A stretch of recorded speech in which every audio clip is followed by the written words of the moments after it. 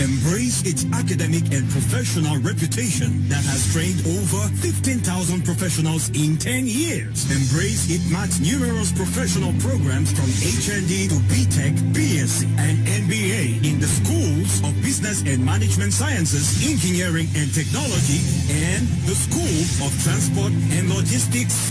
Embrace HITMAT's professionalism, excellence, and consistency with solid mentorship from the University of Bamenda and the University of Boya. Embrace HITMAT's skills, development, expertise, and career orientation via workshops and academic field trips. Be part of the HITMAT family. Visit our Boya campus at Checkpoint Moliko and Douala campus at Carrefour Yoro, Jos, Bonamusale. Contact 683-70-1720. The Higher Institute of Business Management and Technology, the University Institute for Professionals.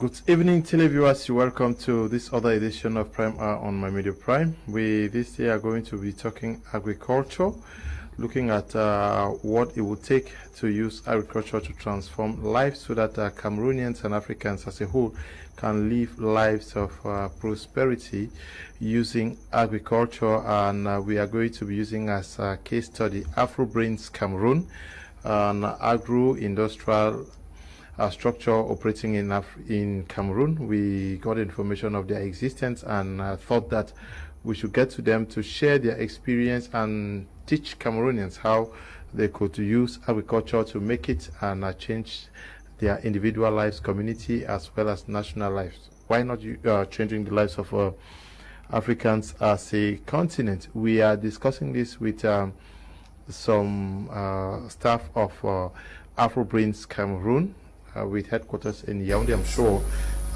Cameroon's capital. We also are going to be discussing with our consultant, Paul Solambe Valentine Gua, who is in the house with us to talk agriculture today. Today we are not talking politics. We either are not talking relationship.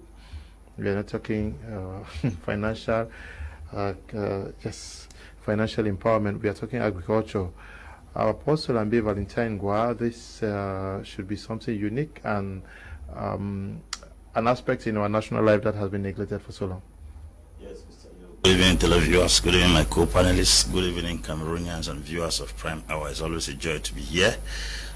This topic is very, very important, and if you have been following my debates, I've always emphasized that every country has its strength, and I can guarantee you the Cameroon we live in, the strength of Cameroon is agriculture. We are depending on so many things that is not a backbone to the Cameroon economy, and since this topic came, I'm very excited because I think I have a lot to contribute. Okay, we also are in the studio with Madame Miranda Ngum. She is a Deputy Administrative Assistant of Afro Brains Cameroon. Good evening and welcome. Good evening. Thank you for inviting me. I want to good evening to all the telespectators. It's an opportunity for me to be here. It's a pleasure too. How is Afro Brains doing? Afro Brains is doing quite well. There's a lot of prospects ahead. So you are touching lives? Yeah, there's a lot of prospects that will touch the lives of especially youths and women, because those are the main people that are involved in agriculture in Cameroon. Yes, but we are also in the company of Dr. Tata Emmanuel Fon. He is the CEO of Brains Cameroon. He's a Cameroonian automation engineer and an entrepreneur. He's actually going to be participating from Shanghai in China. Good evening, Doctor, and welcome. Good evening, Brother Leo, and thank you very much for this opportunity.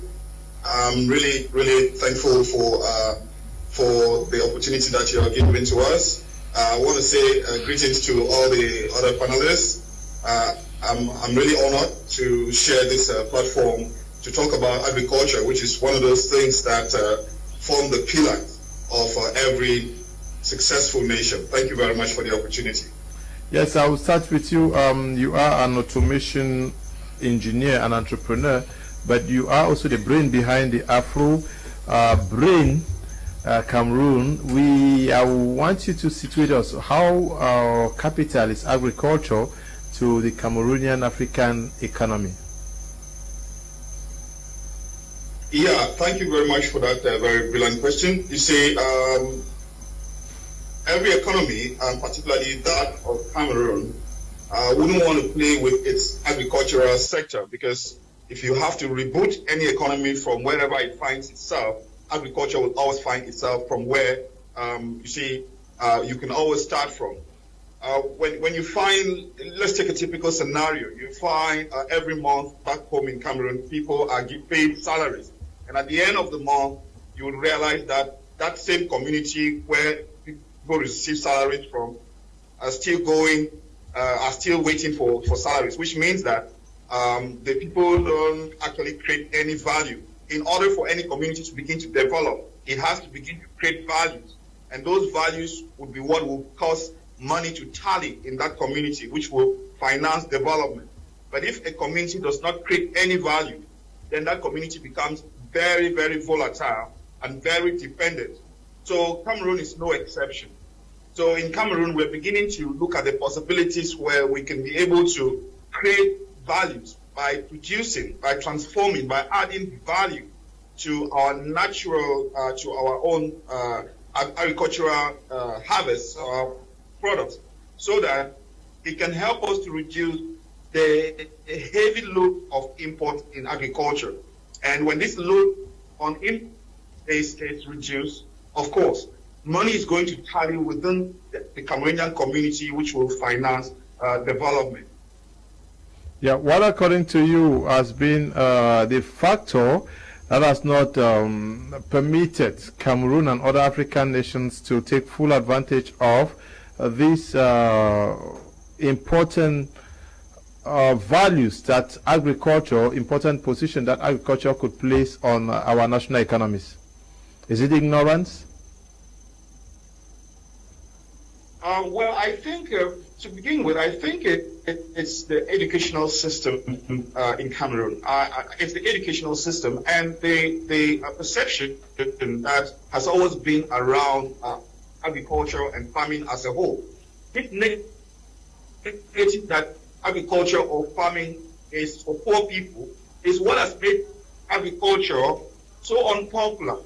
So you realize that the people who probably have some of the capital to invest in agriculture do not have the actors, do not have the intellect, do not have people that the labor which is necessary in order to develop the agricultural industry in Cameroon. When people hear you talk probably about agriculture, they're like, you've hit the wall. There's nothing else you can do. That's the reason why you're going to the farm. But the truth about it is, in the countries that we refer to as developed countries, the richest people there are those who are into agriculture. Someone once said somewhere that if you want to print money, just cultivate, just plant. Because when you plant, you don't harvest the same quantity that you planted. So it's an indirect way to print money.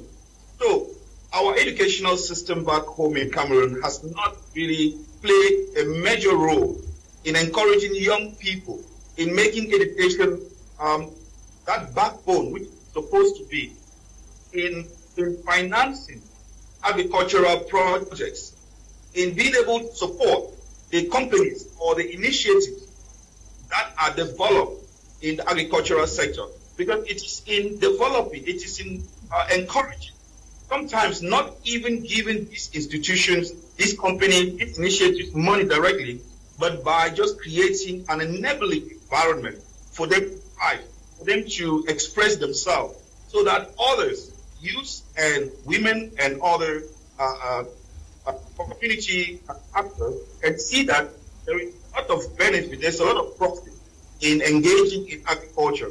Okay. So, but as time goes on, it's becoming very popular. Okay, it's becoming very popular. Apostle Ambe Valentine Ngwa, your reading of the way agriculture has been considered, the position that it has been considered in Cameroon and African economy so far.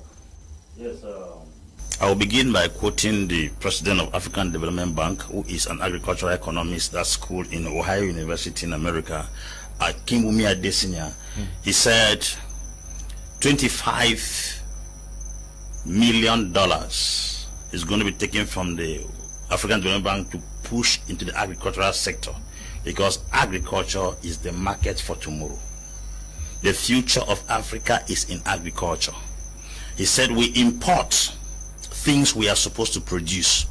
This is because we do not understand the virtue and the treasure we have. For instance, Cameroon is the miniature of Africa. Almost every crop that grows in the world can be grown in Cameroon. And we have not taken advantage of the climatic condition and the soil. We have to exploit that sector. Before I will go into any detail, you will realize that most revolutions in the world started with agricultural revolution. In Britain, we had the agrarian revolution in the 18th century. That was what gave birth to the industrial revolution, because a lot of materials were produced, so they needed to transform them. People started thinking out of the produce from farms and then start thinking of giving birth to machines. You discover that Britain came out to be a world power from agriculture. China, we say China is not a technological world. China started cultivating with rice. It was the agricultural sector that gave birth to the technological sector. Russia had the agrarian revolution equally in Russia. Russia equally got through agriculture before now springing forth. We are talking about crop rotation, crop cultivation, and livestock production, because agriculture in this state is not just planting rice, planting cocoyams. We're talking about breeding of animals and other things. If we see critically, there is no revolution in the world. Look at what is happening right now in Indonesia, the BRIC nations. Indonesia, Malaysia, they have started with agriculture. Give them some years to come. You will see technology will break forth in that area. So agriculture is the bedrock that gives birth to every other revolution, because there was the agrarian revolution before the industrial revolution. And if you look at Africa critically, or using Cameroon as a case study, there are 10 regions in this country. And these 10 regions have different climatic conditions that can grow different types of products. For instance, things like garlic that grow in heated areas like the north. Onion, they grow in heated areas. We import at least 4 billion worth of onion in this country per annum, which is an error which we're not supposed to do, because we have the capacity, the climatic condition, the human resource to produce all these things in Cameroon. But why is this area neglected? Go back to the days of Aïdjo. You will discover that there was a boom economically because the agricultural sector had a focus. We had different cooperative societies in the northwest and the southwest and other places in Cameroon, where cocoa buyers, coffee buyers were the ones that determined the price of their products. We had all this kind like Limber Cooperative Credit Union, Manfred Cooperative Credit Union, and there was a boom in the economy because the practical sector, which was supposed to be the one to boom the economy, was focused on. Yet this day we are focusing on oil. Cameroon may have oil, but Cameroon's strength is not oil. I think every individual has to play to their strength. If you try to act where your energy is not sufficient, you will fail on the way. Agricultural sector in Cameroon is a sector where if we invest, it will not be exhausted. North can give us garlic. North can give us onion. North can give us other roots. Northwest, you have all kinds of spices, cabbage and everything. That's a climatic condition on its own. You come to the southwest, there are different kinds of produce. You go to the east, even in Douala, we see the sun is sandy. Then you put plantain anywhere it grows. I was asking my wife today in the morning, I say, where on earth in this country will you drop a seed without it germinating? Even birds plant. Then in other countries, they are going to carry out irrigation process, trying to fertilize the soil, try to mechanize the soil, bring all mechanism into place too. But here you just need to cough and spit a seed somewhere, you will see germinate. That is a communication. Okay. We import at least 42 billion worth of pork in this country, which is not supposed to be so. So if you look at it critically, we are not playing to our strength. So I was waiting for this topic. I think the government could use this medium to communicate the strength of this country to the government. Okay. Good evening to you, Kebuma Petit Pro, David and Chamba. Good evening to you, Ngo Stella. To you, Emmanuel Ekpumbang, Fondon Richard, always watching the program. Good evening to you, brother Richard Fondon. But from his analysis, can we see very clearly that there are very great opportunities in the agricultural sector in Cameroon which are not exploited? Because, for example, he's saying that we import of onion and of pork. That if we focus on, there are very many opportunities in agriculture in the country. Exactly. He raised so many important points, and that's the more reason why Afro Brains came in place, because we noticed that we import a lot of foodstuff. So we say, why not transform our own foodstuff into finished product instead of relying on the European market and other markets. So Afro Brains now decided to use our own products. Like what we do is that since we want things that are really food crop that are really organic, we don't want to deal with any type of food crop, really organic. So what we do is that we supply them with organic, like women groups, farming groups. We supply them with organic manure, seed. We even help them in with training techniques. So by the time those crops are ready, we get them, we buy them from them, we transform them now. For example, we have plantain flour. All we produce Cameroon. We have cassava flour. We have tomato sauce, we have pepper sauce, we have potato chips, we have groundnut oil, we have a wide variety. So it's to like fight this this aspect of importing so much food. That brought us the idea, the whole concept behind Afro Brains. Afro Brains, where is it located? Afro Brains is for now is located in Yaoundé, precisely at Bankomo. But outskirts of Yaoundé before you get to Yaoundé. Before you get to Yaoundé. So, but already we already have a site where we'll build a bigger complex for the factory. So that will comprise of offices. We'll have offices there, a training center where so many youths will be trained in agricultural techniques. The other things involved where machines will assemble machines, small machines for agriculture. So what you're saying is that Afro Brains is a concept that thinks that we should transform exactly what is being produced in Cameroon and supplied in Cameroon. Exactly. Yes, and that's a sure way to stop there's so much importation now. Yes. That you go to the supermarket and get products purely 100% Cameroon, and at the same time it's organic, it's healthy. It's organic. Now you say you provide organic manure to women who are engaged in farming. What of persons who may be farming maybe in Munya, Ikona, because they may also be engaged in organic agriculture, maybe in Santa and like. How do you deal with them? So yeah, we deal with them. We just need to if they are in need, they just have to get in touch with us, and then we'll assist them in so many aspects. Okay, so whoever is engaged in agriculture, wherever you are, and you think that you are providing agricultural products that can be transformed, you should get in touch with these guys of Afro Brains, Cameroon. But now you transform not everything, you transform cassava, you transform plantains, tomatoes. There's plantain, there's tomatoes, cassava. Yes, there's cassava. There's even cocoyams for achu. Those who you may want to prepare achu, and then the process is kind of difficult, or you may not have time. Just with the flour, achu flour, just with the cocoyams flour, you can do achu. You can do achu. Wow, I would love to. I would love to see. So there's so many things. So there's even chocolate that's involved. Yeah, there's even chocolate that's involved. So many things are involved in. Dr. Fon, I wanted to get to you, but let me get from Dr. Fon. Where did you come from with this vision, this idea? Yeah, excellent question, my brother. Thank you very much. You see, if you live in Cameroon and you look at the vast opportunities, as my brother in the studio there just mentioned, the richness, the agricultural diversity, and the fertile soils that we have in Cameroon, and you travel out to other countries and you realize what they can do with the soils that don't even match up with what Cameroon has, you will be motivated to see what you can do about how you can put into use what Cameroon has. You see, the whole idea of Afro Brains comes from the fact that being in China for some time, I realized that most of the challenges that we face in Cameroon, especially in the food industry, in agriculture, are very solvable. The solutions are very handy. You don't have to, it's not rocket science. It's pretty straightforward. So I started building some of these small machines and looking at how these small machines could impact food not just food cultivation, but also food transformation.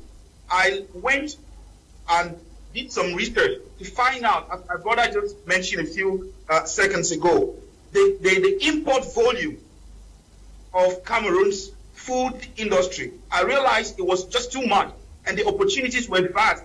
And if I could build these machines, then it was possible for us to set up something to make other Cameroonians know it's possible, that we can also transform food in Cameroon. We can also produce the food that we import. We can do it in Cameroon. It's not that difficult. That's how come I thought of the idea of Afro Brains. So at Afro Brains, we transform all agricultural crops. You see, post-harvest loss has always been an issue.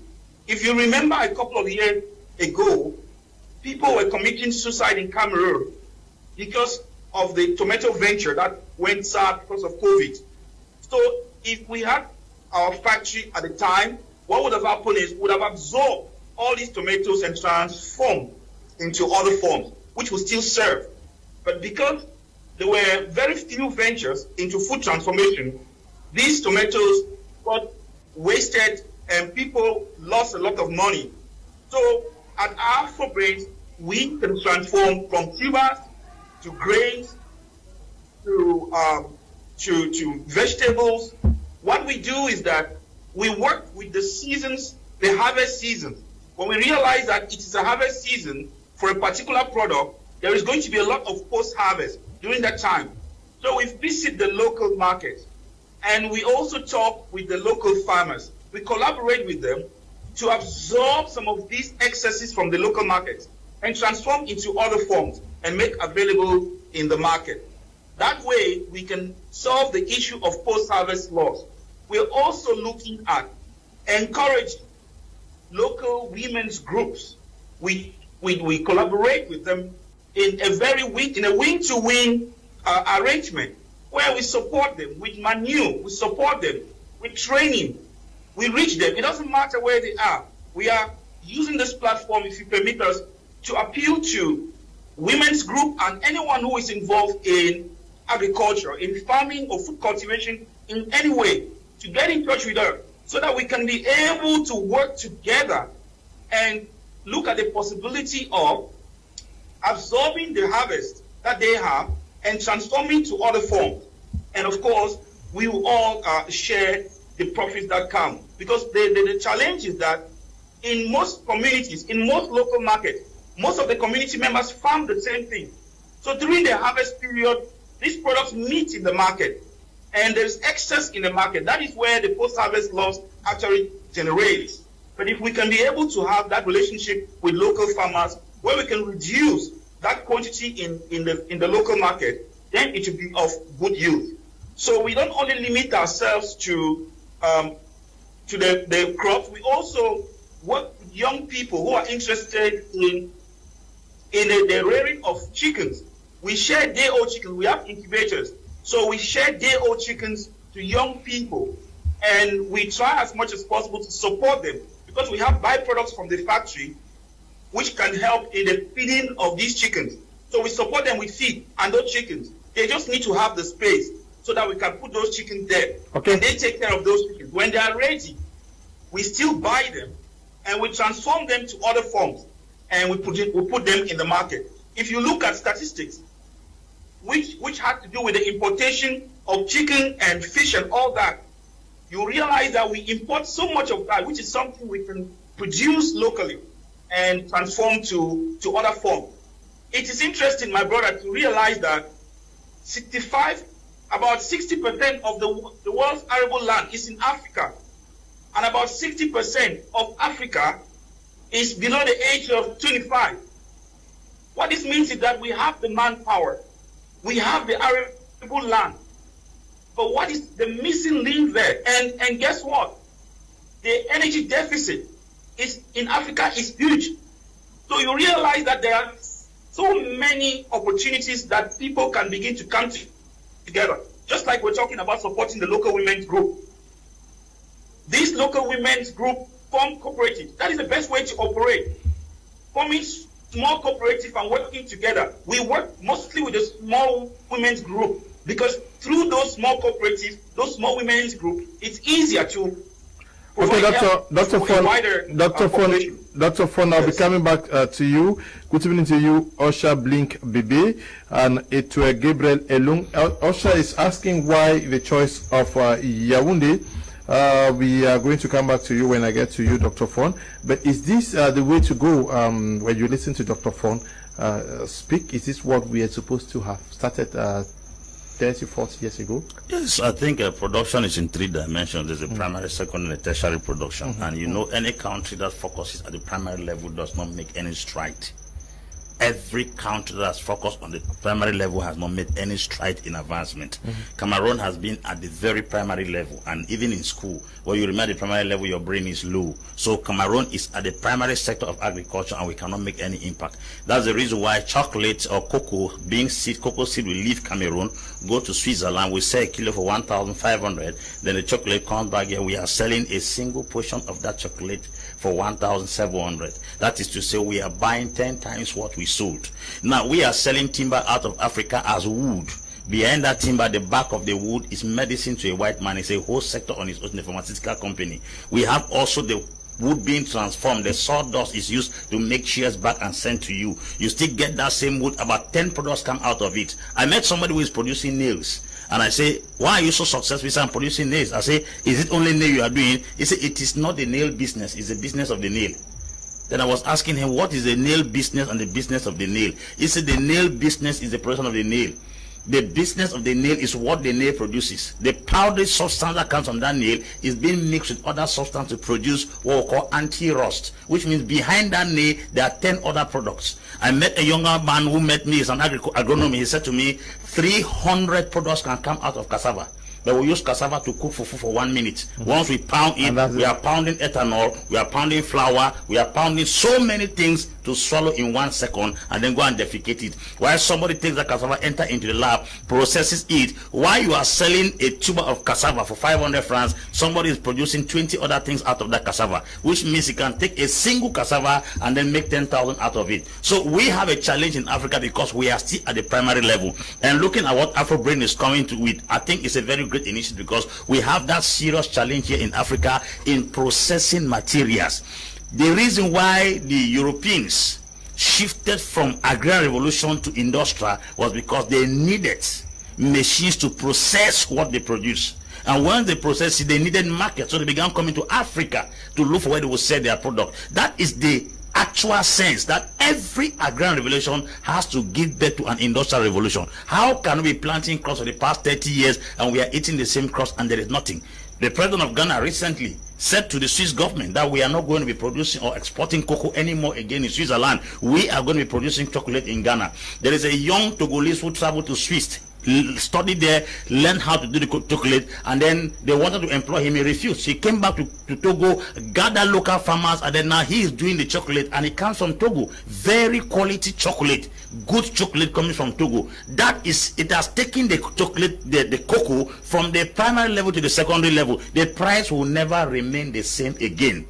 And now that definitely increases the gross domestic product and also increases the standard of living of the people. So if at all we don't go to the dimension of what Afro Brain is coming by processing what we produce, we're going to be suffering.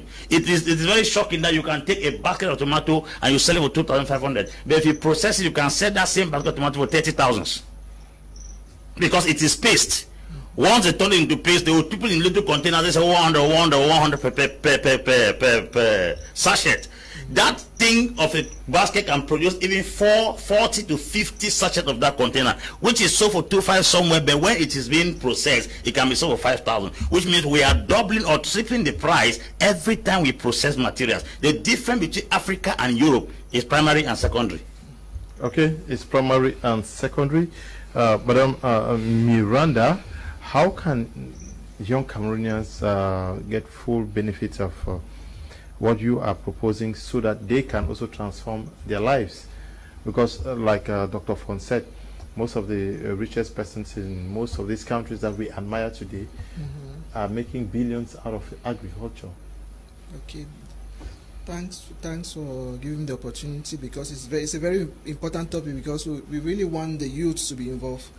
But one of the main reasons too for the project too is it really concerns the youth. So we are really calling upon them, because there's so much work to be done. Even the products that are being produced, so much marketing has to be done. It needs to get to all the 10 regions, so that we will really make use of this opportunity by consuming more of our own products. So when it gets to all the 10 regions, it's really going to be an amazing thing. So we are really encouraging the youth to get in contact with us, because we really need them for the marketing. At the same time too, we are also encouraging them too in agriculture. As Doctor said, that we, even for poultry, we have incubators, so they can provide them even with a day old chicken. They can rear them, and in turn will buy them and transform them and send to the market. So the opportunities are there, even at the level of the factory. The different departments, we have departments for tubers, for oil, for vegetable, for sauce. So at that level too, employment is employment. So the more it expands, we really need them to expand the vision. If you are a young Cameroonian with a dream of making it big in agriculture, I think this is a rare opportunity for you. You can get in contact with the guys of Afro Brains Cameroon, so that you can work in synergy, in partnership, to see how you can engage in a win-win arrangement with them. But is there some training you are also giving Cameroonians? They're training too. Training is involved. Training is involved on the methods of agriculture. So training is involved. So if they're interested, they get in touch with us. There's so much. Okay, the training, to ensure that whatever is coming to you should meet standards. Yes, but Apostle Ambe Valentine Gua, is this also that time? There is what was known in Africa, in the West, as agrarian revolution. Yes, is this our time? This is our time. Like I said earlier, if Africa doesn't seize this opportunity, then we are yet to arrive the industry. Because I've given you analysis that most of the countries in the world that emerged to become first world countries started with agriculture. China is what it is today because China went solo for some years. China was involved in rice cultivation. Funny thing is that some of these countries do not even have diversity of products. They lay emphasis on one. You are hearing a revolution in agriculture in Indonesia. It's simply palm oil. That's the seedling they collected from Nigeria some years ago. There was a man called Nana Kweku, who left Ghana around the 18th century and went to Fernando Po Highland. He came back. People came out with all those gramophones and those earphones in those days. He came with seedlings of cocoa. Seedlings of cocoa. Those seedlings of cocoa was what he used to plant in Ghana. You hear Ghana today, a cocoa company, is a single individual's initiative. When I see Cameroonians go to abroad and go and carry old mattresses and radios and televisions and bring to Africa here, they call flat screen, it's confusion. It's not confusion. They should go and carry what they can bring here. Like what this man talk about, machines. Bring those machines to transform these things from primary to secondary products, so that we can consume our own product and be sure. Not the things they package any kind of nonsense over there and bring. I know of tomatoes imported in this country that are fabricated in labs. They are not grown in farms. They are not organic. So the thing is that it's not just going to help us generate income or increase employment. It's going to also keep us healthy. Because our health is at stake based on the things they bring. There is something we call the genetic seeds that are coming out of the country. These are seeds that have been injected and programmed. They are planted in Africa. We eat and start thinking and reacting like them. They are planted in our crops. Which, if we don't take serious consideration into those things, you see plantain, so you get confused with this plantain. Plantain within the space of 3 to 4 months is already ready. And then you peel the plantain, it has a color that differentiates the original plantain you grew from your native land to see the plantain. 2 different plantain. Chinese now cultivate cassava. What are the kind of seedlings? There are genetic seedlings that are brought in Africa to corrupt the originality of our organic products here. And if Africans don't fall back to get, I gave an analysis one time of millets being cultivated in Niger, which was a local irrigation system used by the Nigerians to produce the millet. They call it tasa. The World Bank came with their mechanized agriculture, tried to plant those things. They did not work. We have what it takes to develop what is in Africa. What I'm saying, I speak this thing with so much passion because I understand very well the strength of agriculture, not just in Cameroon but in Africa. Dangote has opened a 17,000 hectare in the north for tomatoes, and there is a factory there to process the tomatoes from the farm direct to the factory into paste. Because you know he is most of the time most of what he does is food products. That's what gives Dangote money. If they tell you the origin of Maggi, you'll be amazed. Maggi is not this crab we are eating here. Maggi is a chemicalized material fabricated in a lab and sent to us. It came to replace the crayfish and one other product was used in ancient Africa in those days. It is a Swiss man that produces Maggi.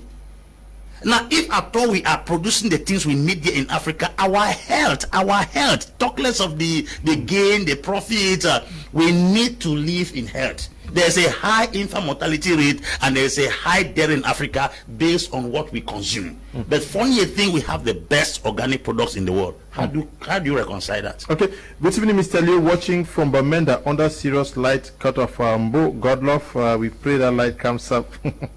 Good evening to you, Mbo, watching from the Northwest Regional Capital.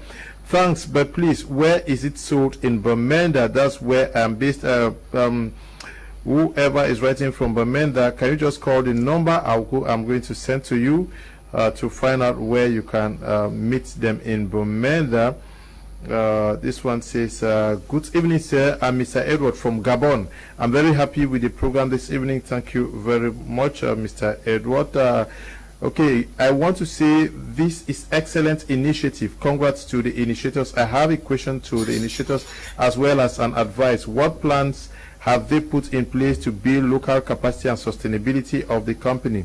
As a mechanical engineer working abroad, I have watched successful projects fail in Africa because initiators fail to build local capacity and incorporate sustainability into their planning, and before long the project is abandoned. Dr. Font, can you just respond to someone who is also based out of the country? He's he's based in the US.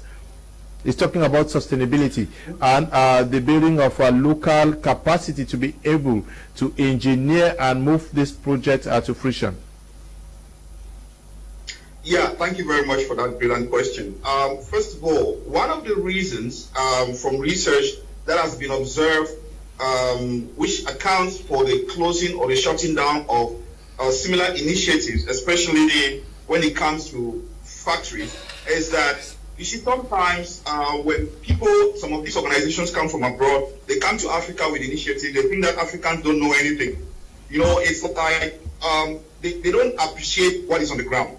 The formula, there are two core things that Afro Brains distinguishes itself from the others. We're doing multi-product. We're not doing multi-product because we're excited about the diversity of Cameroon, which is also another beautiful thing. We are doing multi-product because most of the factories that have used the Western formula, you know, in the West, agriculture is highly mechanized. Any investment in food transformation in Africa that is not accompanied by a proportionate investment in the mechanization of cultivation. So if you're investing in food transformation, you must be able to invest proportionately in food cultivation, because it is the cultivation that is going to sustain the transformation. But if you invest only in transformation, then it's not sustainable. On the other side too, we're also looking at the multi-product. Multi-product, which means that all we need is a calendar, because across the year, we have a variety of products that are harvested from time to time. So we work with these products at each point in time. So there's no period in the year that the factory is going to lay idle, that we're waiting for harvest season. So those are some of the organic methods that we've already laid down to see that there's sustainability. As the question also requested for, we're looking at developing local capacity. We're looking at training young people to build small machines for food cultivation. There are some basic machines, motorized machines that can be produced for clearing, for example, for tilling, for plowing. these machines, we can build them back in Cameroon, we can mold them, we can cast them in Cameroon. So we're going to be looking at that as we move, as we go ahead, so that these young people that we train, we don't have to create another school. It's just a training place to give them some skill. Look, Cameroon, if it's certificate, Cameroonians have certificates. When we're employing staff for Afro Brains, we come to realize that there are lots and lots of Cameroonians with a lot of knowledge out there, but they lack the environment to apply themselves. Some of them actually come out from the schools with a lot of theory, but when you put them into the environment, they need some time to catch up. So we also welcome young Cameroonians, especially those who have carried out their educational studies in agriculture, to come and do internship with us. Come and see how things are done in the industry. Come and prepare yourself. It's possible you may be open to other opportunities. You may also get interested in working or partnering with Afro Brains, as well as you may apply yourself to other industries after understanding the business of agriculture and of course the science of agriculture and food transformation. So we're not just bringing an idea to force into the local population, but we are looking in a way that we partner with the local population. We try to observe what the local population is already doing, the methods that they are already using, and we are mechanizing these methods. We are automating these methods. To us, this is the way to sustain the Afro Brains vision and make sure that it benefits the young people and, of course, the women and children who are virtually doing all sorts of things in order to survive back home in Cameroon. Thank you. Yeah. Now, what about capacity building? How do you get more and more Cameroonians, youths, believe in the possibility of becoming very rich millionaires and billionaires in agriculture? Yeah, of course, there are lots and lots of opportunities in agriculture, from food cultivation to food transformation to the food distribution. Now, we are going to be launching our online store, which will permit Cameroonians to actually buy their food online, and we distribute it.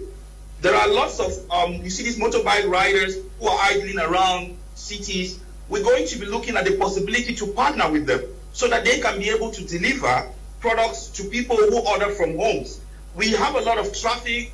We don't have good roads, people traveling up and down. What if we can be able to engage these motorbike riders, provide them with enough security so that they can be able to work as delivery agents for Afro Brains to deliver the products to people's homes? We are looking at that part of the distribution. We're also looking at the marketing. We have a lot of young people who have studied some HND in marketing, some certificates, some degrees in marketing. How can they apply themselves in agriculture? We are creating this possibility for them to get to us and engage with us and look at how they can market. Look, my brother in the studio there raised a very important aspect of what we're talking about. Genetically modified foods. The health implications of food is very, very key, essential, because food nowadays can actually be weaponized. Probably in another episode, we're going to talk a lot about some of the intrinsic motivations that I had. The quality of food in Cameroon is terrible. It is really catastrophic. Some of the products that we have in Cameroon are repackaged from the West, are food that are being rejected, repackaged, and shipped to Cameroon. There's a lot of groundwork that has gone on that has motivated my intention or my desire to really see that we work with healthy food. Now, there's a technology called gene shadowing, which can actually be used to shadow certain genetic abilities in human beings.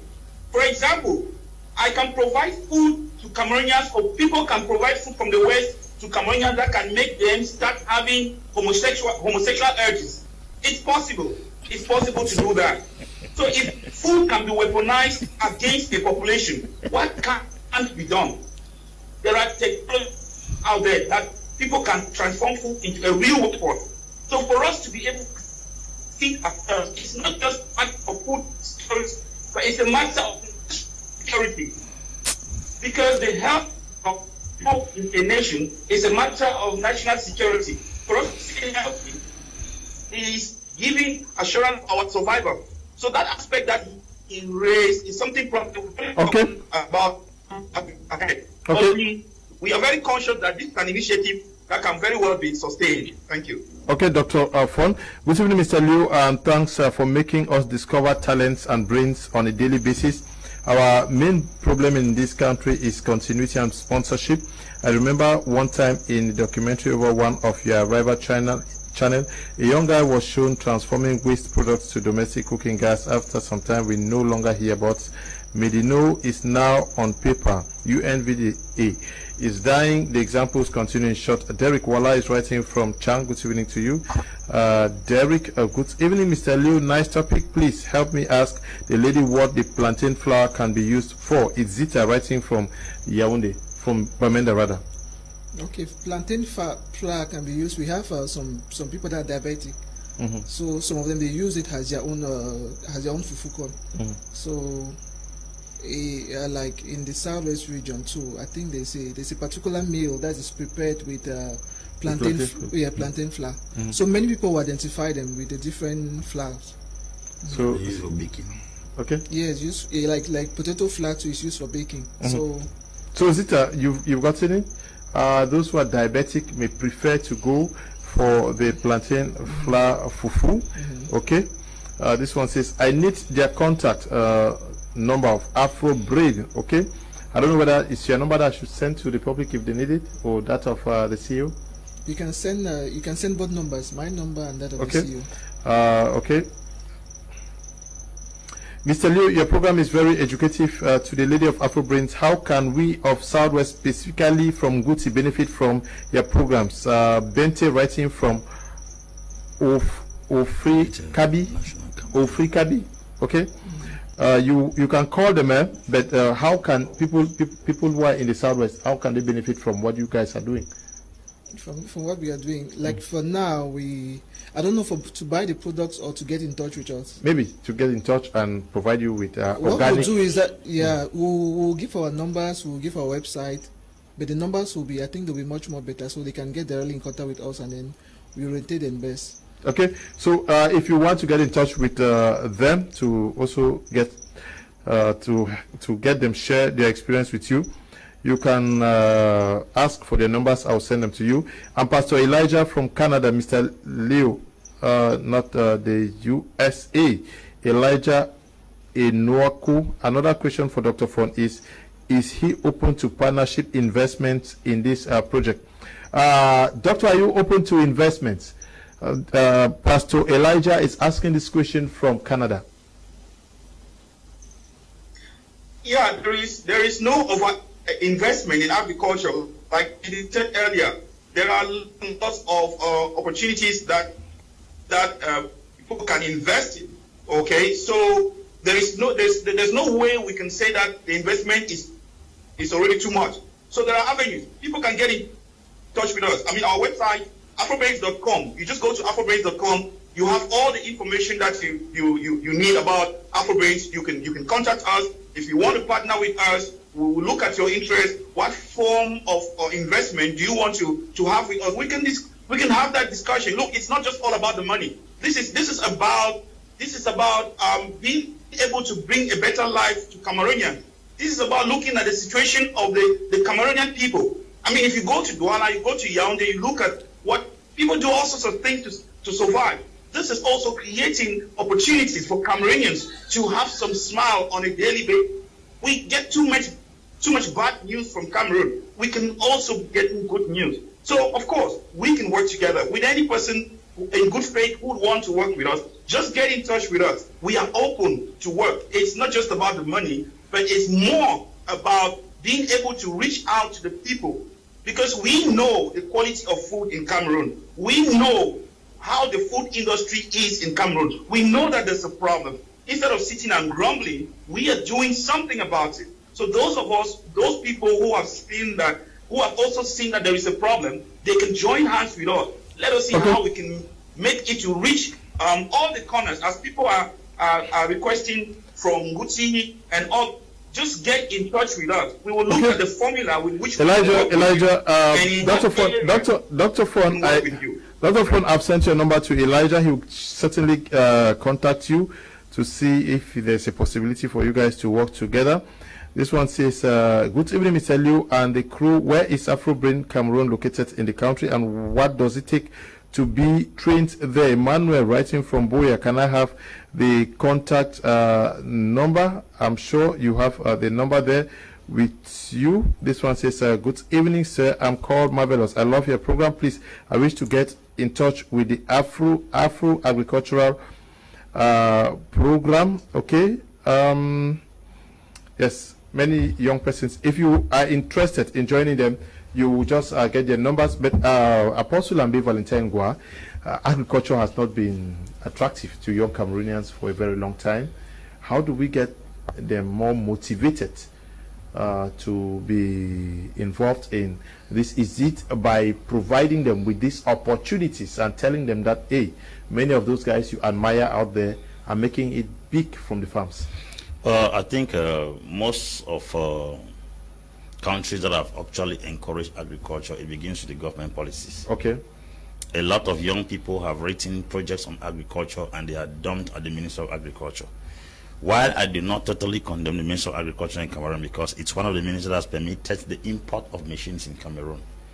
The policy guiding importation of agricultural machines in Cameroon is very flexible as compared to any other ministry. So I think in that domain, the Minister of Agriculture has done so well.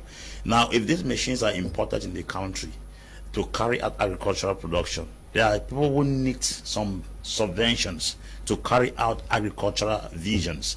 People have written so many projects. The issue is projects. I know of individuals that have written project agriculture, taking it to the Minister of Agriculture, because such a minister is supposed to be giving grants and subvention to young farmers who are coming up to encourage them plow the farm and then exploit the fields. But unfortunately, most of those projects reach at the Ministry of Agriculture and they die there. I think government policy has to encourage, because in the countries that we know that have developed very well, the government actually aided most of the farmers that rose up to higher echelons in life. So we think the government policy in Cameroon has to place more value on those who are coming up in the area of agriculture. For instance, I have a farm in Bamayo with almost about 3,000 bunches of plantains. That is a personal initiative, and every kobo in the farm is invested by me. Now, such a thing that has been done, an individual who has been able to take his personal resources and initiative to go to that level, it is just a sign that this person has a will and a good desire to go along. The government was supposed to come as an aid from behind and say, okay, since you have gone 2 hectares, let us make it 10 hectares. It's going to be a benefit to the entire nation, because we are feeding the country. 1, we are providing employment. Number 2, we are also securing the health of the individuals of the country, thereby blocking the importation. Thirdly, doctor said sustainability has to do with the production of the crops and also the procession of the crops. One of the things I think we also have to engage the government is also to give support to home-based products. The consumption of home-based products is one challenge, because you will not be surprised that we can process all these things and take to the market, and then Chinese come with theirs, which is even cheaper. We go to the market, we're unable to sell what we produce. It is very dangerous, because I've discovered that most of the countries that have advanced are people who have not permitted the importation of certain basic foods. And if at all we have companies now in Cameroon like Afro Brain that is able to process plantain to flour, process cassava, process tomatoes, then I'm sure we're supposed to put restrictions or cause some of these goods that enter into the country contraband goods. They should be contraband goods, and they encourage the promotion and the consumption of our own locally made products. I'm yet to find out the food, how do I put it, the food licensing company in Cameroon, because any junk enter this country. In Nigeria, we have NAFDAC. Things don't enter in Nigeria. They have to go through a kind of survey. They are being tested in labs for consumption, but everything just come into the country and we start consuming it from the poor, which I think things that are being consumed You hear what the doctor said? I said it here. I said genetically programmed seeds to make us reason think like them. You see, homosexuality, lesbianism is entering Cameroon. It's not going to be a sermon that will be preached. It's going to be based on what we consume. We have to be very, very careful with things like that. I'm sure if we have a body in Cameroon that controls the kind of food that is coming to this country, is going to help us detect the kind of bad things that enter the country. When such things are discovered, the individual or the nation or the company alone should be blacklisted, and such products should be banned in the country. Because I'm telling you, I grew in this country. There are some plantains I eat now. I cannot understand if the plantain we used to grow when we used to eat when we were younger people growing up. The plantain has another dimension of operation. This achukoko, they call what? Is it collocation or what? Ibokoko. It suddenly disappeared into thin air. One, because a kind of what I was a kind of virus or what affected it. The thing went out completely. That's a food crop in Cameroon that has helped so many people.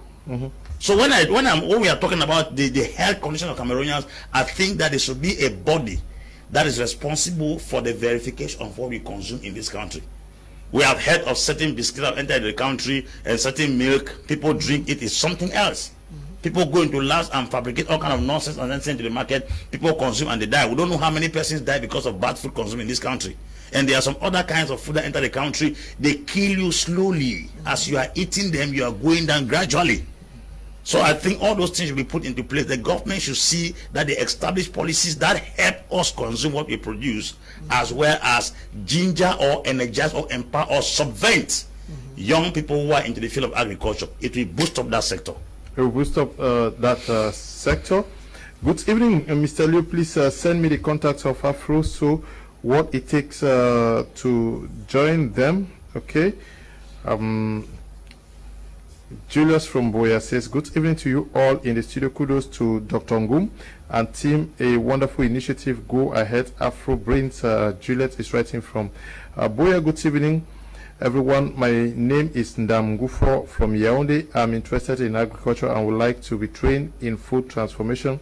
Is it possible to get the contact of Afro Brain Cameroon? Thank you. Okay. Good evening, Mr. Liu. Tell Madam to give the contact number. Chi Golof is writing from Nchi Chame. Okay, I don't know where that is. Good evening, Mr. Liu and all the crew in the studio. I love your program. May God continue to empower you. Gladness watching from Banyu. Good evening, Mr. Liu. I'm Valentine Nsanda Iba from the University of Bamenda area. Please, I would love to have the phone numbers and email contacts of Afro Brains. Agriculture is our golden inheritance. Please, can you guys ask for these numbers via WhatsApp for me? Good evening, Mr. Liu and the men of God in the studio. No man of God is here with us. Yes, Mr. Liu. Apostle Ambejo said it all. We should learn from the past. When a new government takes over, they should keep the good habits of the old government. We had Operation Green Revolution. This government should invest more on the Ministry of Agriculture, not on defense and others. Look at all the infrastructure of Iraq. The cooperative buildings in Bamenda, they are all gone. I'm Leslie Niba, writing from Bamenda. Greetings, Mr. Liu. How can someone from Kumbu get in contact with Afro Brains? Ngwa Nicolas is writing from there. Okay, from Kumbu. Now, Madam Ngum, yes, you guys are into this. How easy, how difficult is it to come up with, we say corn flour, cassava flour, plantain flour, and all the like? Please, can you repeat? How easy or difficult is it to come out with, and what or how better is it to use this than the flours that we have in the market? Okay. The good thing about it is that the first part has Apostle said that the first part is that we need healthy food, we need organic food. So what we do is, like, we don't just take any type of we do a follow-up of what we get. If it is a cassava, if it is a potato, we do a follow-up, so we are sure of the kind of cassava we have, we are sure of the kind of plantain we have. So The advantage from the other product is that it's healthy, it's organic. So that's what I can say. Okay, the advantage from the flour you get from that's different from the others is that it's healthy. But is that what you're encouraging Cameroonians to consume? Highly recommended. Highly recommended. So for health reasons. For health reasons. So you may be consuming whatever you're consuming out there, but it is also important from what we are getting from the studios that if it is possible to verify, it will be preferable that you go for what is organic. What is organic? Yes. Because we have so many people, especially diabetic patients, that consume a lot of product from us. Apostle Abe Valentine Ngwa, how do we understand that Cameroon for decades is importing so much fish, yet those who are importing this fish are not growing, are not creating fish farms across the nation? We import so much rice, we can count those companies that are involved in this rice business, and we can estimate how much they make out of it. But 30, 20, 10 years after, they are not opening up rice farms, and lots of things are being imported. Mr. Leo, you must understand that when we speak, sometimes they say we are blaming the government. It's not just blaming the government. There are individuals who do not even need government subvention. But the policies that operate will not even allow you to breathe. The best rice, according to nutritive value, is the rice from all over the world. All what comes from China, Malaysia, Singapore, is nonsense. I can guarantee you it's total nonsense. There are even plastic rice sold in this country because they are paying tax. What does it cost for us to expand the rice farms around the Plain? We have natural soil. That rice grows there easily. If you eat the rice and you eat another rice, you will see the difference between rice. That is a treasure given to us. That is an opportunity given to us, but we are not exploiting it. And if at all people want to come and invest in this country, the procedures you go through to establish something that will increase employment, increase the standard of living, and even pay taxes to the government, the procedures and the parameters that they will put in front of you, you get discouraged. A man called me from Finland 2 days ago and said a friend came here to establish a very huge company. The kind of conditions that were put in front of him suffocated and the vision died. I'm asking if the government of our country is interested in the well-being of its citizens. We complain that Cameroonians are lazy. They are not lazy. If you go out of this country, you see how Cameroonians are fighting. This man is talking from Shanghai. He's talking from China. He fabricates machines. There is a young guy that came to me. He's a biochemist. He has a PhD in industrial chemistry. The guy does from chocolate to ties to deodorants to perfumes to everything, soap, savon, everything. He said to me, Laborex is the company in Cameroon that is used, it's a French company that supplies all these bathing soaps, oil and red. It's a French company. That company has more grounds in this country than the Cameroonians who have gone and studied outside and come here. That is because we have a very poor government policy managing the talents and the skills of the people. Yeah, but the problem is government policy. Take for example someone who has been importing fish for 30 years in Cameroon. That person should be a multi-billionaire because he supplies to the whole nation. Why not just say that, okay, we are giving you 10 years, make the billions, but after 6-7 years, we want to see you open 100 fish farms in Cameroon so that Cameroonians can feed from the fish that is produced in Cameroon. Same for chicken. There are people who are specialized in importing chicken in the country. There are persons who are importing the pork you are saying. Yes. How do you import pork for 10 years and you make billions out of it? Like the amounts you are 42 billion worth of pork. We don't have thousands of pork farms in Cameroon. Shouldn't that be a government policy? It should be a government policy. You see, when J. Rawlings came to power in Ghana, he did what called price control. If this phone by state standard was 2,000 Ghana cedis and you sell it for 2,500, there is a price control unit. that comes to your shop and close it and lock you up. But you see, government will give policy that the phone in this capacity should be sold for 10,000. Shops are selling them for 20,000. It is government policy. And nobody controls. Nobody controls. What the price control unit do is that they go around collecting taxes from small kiosks and other places. What they were supposed to do was to make sure that people who are exaggerating or exorbitantly increasing the prices of products in the market beyond government tariff should be brought to book. Now, if at all somebody is importing fish in the country, do you know that the same China that we say we are importing fish from, they do all their fishing in the coasts of Cameroon? They are even come with nets that catches fish that our own fishermen could not catch in those days. How do you explain that? That we have fish, we have sufficient between Cameroon and China and other countries who import fish. Which of those countries have more rivers than us here? We have the fishes, yet we are importing fish. A question mark. What we push Cameroon to import onion or pork meat? I don't see any reason. That is, if at all we properly manage the investment of these things in Cameroon, we will not need to import. We're supposed to be supplying. As a matter of fact, Cameroon is the breadbasket of Central Africa. If you have not traveled to Chad, you have not gone to Central African Republic, you have not gone to Gabon, you have not gone to Congo, you have not gone to Guinea-Equatorial Guinea, you will not understand that Cameroon is a breadbasket. Do you know that we supply beans to Congo? Congo-Brazzaville. They don't have food. Now imagine Cameroon sustaining these particular regions, this CEMAC zone, in terms of food production. Then we are still importing. Something is wrong. Something is wrong. We are feeding at least 5 countries in this particular sub-region. Then we are still importing food. Something is wrong.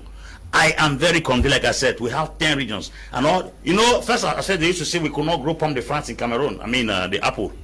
But statistics, time has shown that we can produce it. Okay, we can produce There's a guy doing it in Kumbo. Okay, good evening, Mr. Liu and the panelists. Fokem Zuma Valles writing from Melon Center.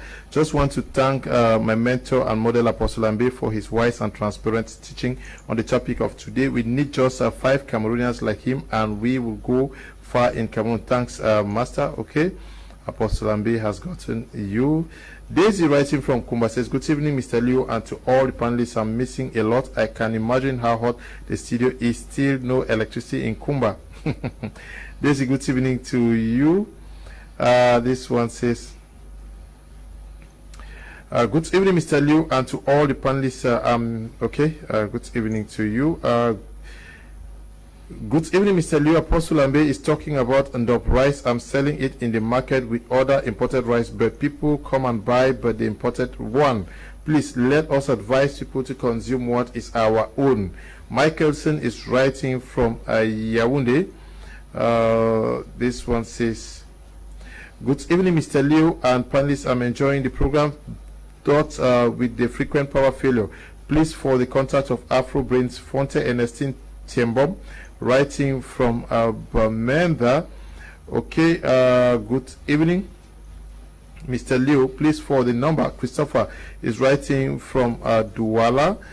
Good evening, Mr. Liu and Mr. George from Lime. Please, for the number. Okay, Mr. George. Good evening, Mr. Liu and the panelists. I'm planning to invest in corn cultivation with about 10 hectares. Please, wish to have Afro Brain contact Ako Success, writing from Abu Dhabi. Okay, good evening to you. This one says, please, for Afro Brain's number. I am into agriculture and I would like to get in contact with Afro Brains. Okay, many persons are interested. Good evening, sir. I'm enjoying the program. I wish to have the phone number and email of Afro Brains. Okay. Oops. Mr. No, I'm not Mr. Dr. Fon. Are we in Africa trying to skip the lanes or skip steps? Should we focus more on? Should we focus more on exploiting to the fullest the agricultural sector before trying to ramp up to wanting to produce cars and electronics and the like, when what we have been given, the goal that we have, is being neglected? Should the transformation not be centered first at the level of agriculture? Braulio, that question is an excellent question. An excellent question because it touches something which is really of core value to me. Let me just indicate that by the time I finished my PhD, I had a lot of emails dropping into my inbox that requested me, that was wanting me to go and probably do further research. Well, of course, like I said, I studied engineering physics, to do further research in a lot of sophisticated and complex stuff. But one thing was clear to me, that my people just need food to eat and water to drink. You see, sometimes I believe that the brains that come from Africa are collected and kept in a place where they are working to the benefit of the West. Meanwhile, our problems, the brain from Africa already have the solution to the African problems. But it's just that we do not apply ourselves to our society. The conditions that we have in our societies in Africa have not been in a way that would encourage those brains to apply themselves. It's a huge sacrifice for me to say I'm going to ignore some of those opportunities that could have helped me as a person in order to focus on doing something that is going to help the Cameroonian people as a whole. For African brains to be applicable to the continent, and Cameroon in particular, it will require policy, as my brother was indicating, my brother in the studio was indicating. It will require policy. I must tell you that if you look at the Cameroon law on investment in Cameroon, Cameroon is the best country in the world on paper. But if you go to the offices, there's so many challenges you would face. So it takes beyond just academic knowledge. It takes beyond passion. It takes a lot of patience in order to be able to push on in Cameroon and Africa as a whole. You see, the minds of Africans through the media has been placed at a point which is inconsistent with their immediate environment. You would find somebody in a very undeveloped or underdeveloped environment buying a car which has nothing to do with how his environment looks like. You will find somebody who can get up from bed and put on shoes that have nothing to do with what he or she is going to do for the day. What that means is that the mind of the people has been confused by the media. The people's mind is far up there. Meanwhile, their environment is still far behind. In order for Africa, and Cameroon in particular, to develop, the people must be able to synchronize their mind with their environment. Cameroonians should begin to think according to the environment they find themselves. If our minds are, we are thinking jet planes when we don't even have healthy food to eat, then there's a problem. Mm-hmm. If we are sitting in the bar and we are arguing about limousines when we don't even have a wheelbarrow to carry food from the farm into the market, then there's something wrong with our thinking. The most important, the challenge of Africa and Cameroon in particular, is the thinking of the people. The people have abandoned their environment and they're comparing what they see on Hollywood movies. They fail to understand that most of those things they see on TV are designed to stimulate certain behaviors, especially in Africa. How do you maintain the dollar? How do you maintain the value of the dollar? You use propaganda. How do you maintain? You see this issue of Bitcoin that has come. It's all propaganda currency. It's currency that is based on propaganda. Just the thing, they use the media in order to give value to things that have no value. You can have all the millions in the world. When you are hungry, you come and meet me in my farm. And I'll tell you the value of your money. The real value of your money. So, to answer your question directly, the point is that our brains, our minds our intellect is not applying itself to its original environment. We are thinking further. We are thinking far away, not further, because further would mean you are thinking along. But we are thinking far away from what we are supposed to be thinking. We are supposed to be engineering solutions from our environment. You see the Chinese. The Chinese have a machine for almost everything. And that is because they think from their environment. They create solutions in the environment. Their life has been automated to be according to their environment. Cameroonians, Africans can begin to do that. We have to begin to transform our environment into a classroom where learning is not limited to the four walls. But we have to, and this notion of certificates, it's really sometimes it gets me really crazy. Sometimes you get people with all sorts of certificates, but put them in the field, do something with your hands. What can you do? We are moving into the age where it will no longer be what certificate do you have, but what can you do? What can you do with your hands? Okay, thank you, Doctor. Good evening, Mr. Liu. What happened with Mr. Liu? What happened with the tractors in a bolova that was made for agriculture? Is Neba writing from Limbe? Neba, I'm not the Minister of Agriculture. Bonsoir, Monsieur Liu. Merci d'avoir pensé à nous, les jeunes. S'il vous plaît, je peux avoir le contact des Afro Brains, car je suis intéressé par l'agriculture et l'élevage. Moi, c'est Guidem Shekina depuis Bafoussam. Okay, bonsoir à vous, Guidem Shekina. Good evening, Mr. Liu. Interesting. Mr. Liu, this Justice Longman from Edea will wish to know if Afro Brains has an institution to train as aspirants. If yes, where is it located? Please, for the contact number. Good program there. Is there an institution that trains people who want to work with you guys?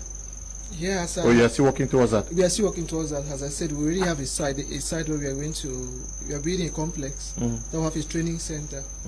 Okay. So definitely there will be. Okay. Good evening, Mr. Liu, and to all the studio. I love your program. I have undergone training in agriculture at a professional school called Afro CDD from 2011 till 2016, and a project was written by me and sponsored my NGO, but crisis in the English regions failed the project, and I cannot continue. Please for Hope Charles Mbambu. I don't know whether I want to ask for help. I can't help. I'm a journalist now. Just get to the guys whether they can help him. Kudos to you all in the studio. I like the topic today and would like to come in contact with Afro Brains. Dennis is writing from Bamenda. Good evening to you. Dennis, hi, Mr. Liu. This is Ade Derek writing from Limbe. I wish to find out at the lowest level of education that can accept before they train a person, because I like what I'm hearing so much. Okay, no, just get to them. I'm sure they will tell you what it will take. Do you need any certificate? Yeah? Do you need any certificate? No, there's nothing. Okay. Good evening, Mr. Liu. I'm from God bless Apostle Ambe. Please for his number. I'm into pig farming. I'm in Bomenda. I don't know whether Apostle Ambe is into pig farming too.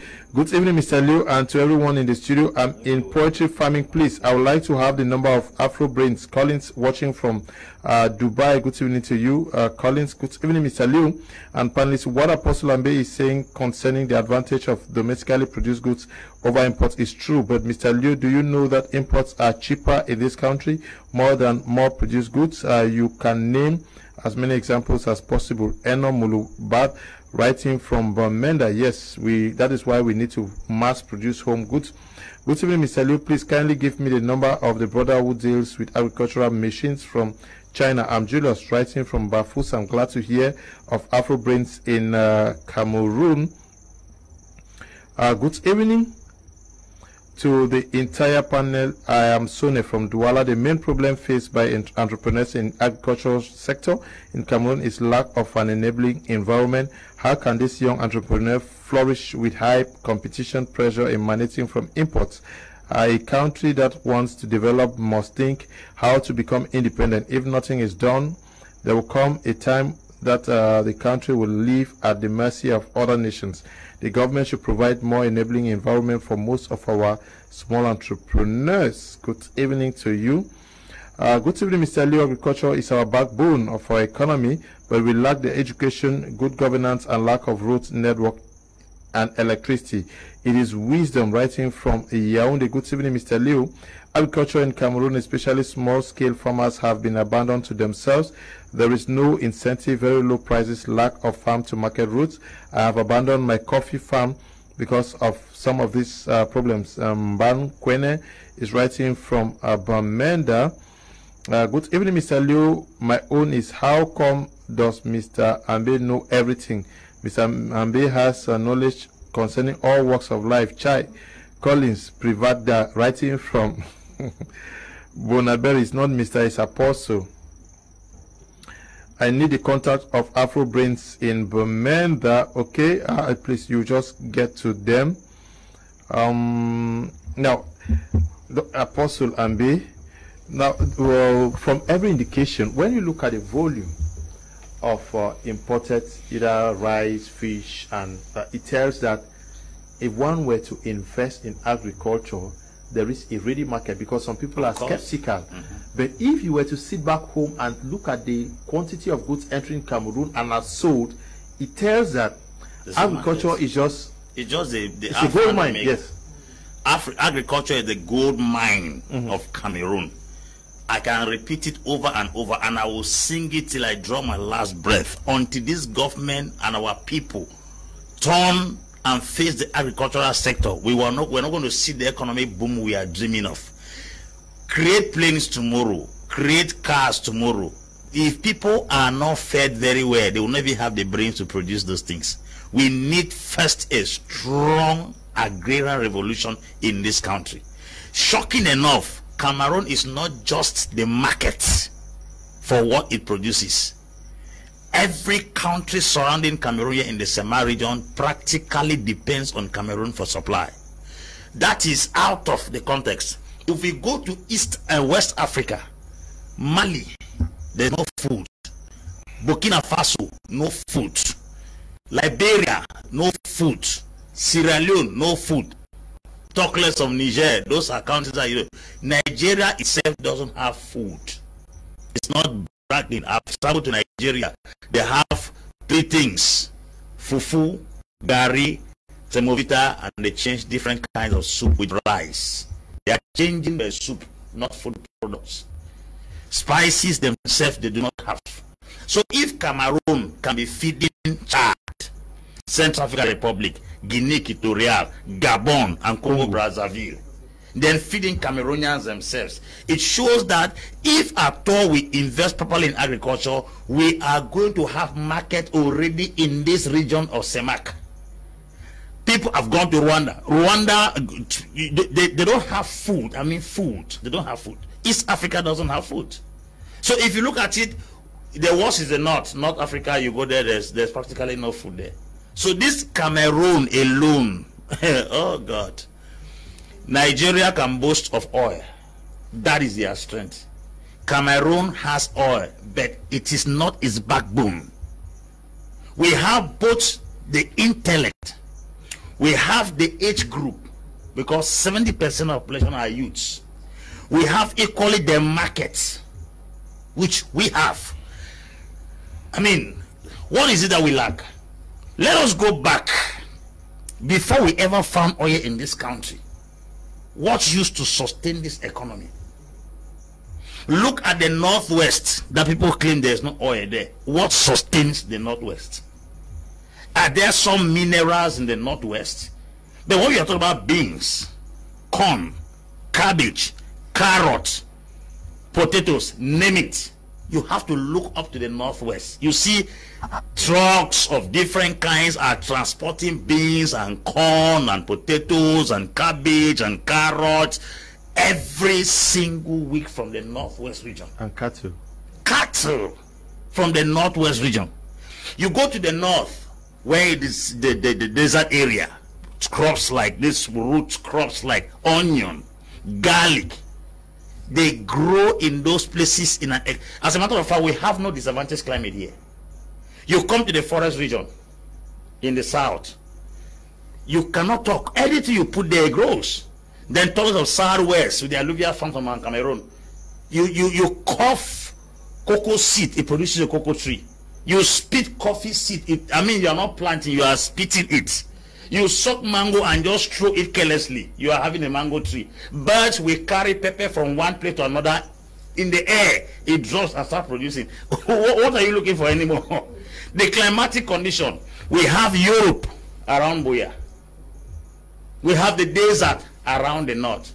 We have the tropical equatorial climate within the littoral and the central region. Central region has four climates. It has 2 rainy seasons, 2 dry seasons. So what climatic condition are you looking for? The pomme de France, they say it grows only in France. It's cultivated in Banso. Because the climatic condition there gives opportunity for the thing we're importing. There is a young man here who is in Cameroon. He's already producing pomme de France. So tell me any crop in Africa or in Europe that is not grown here. How? From the west region right to the northwest is grass feed. We can feed as many cattle as possible. Goats, rams, sheep, cow. We have the climatic condition and the grazing land to grow these things. So I don't know what we are missing in Cameroon. We are supposed to be very strong in dairy, fruits, and well as agricultural food in this country. Okay. Food crops. Cash crops, talk less of timber, before you go to coffee, to cocoa, to banana, to rubber. Everything grows here. Okay.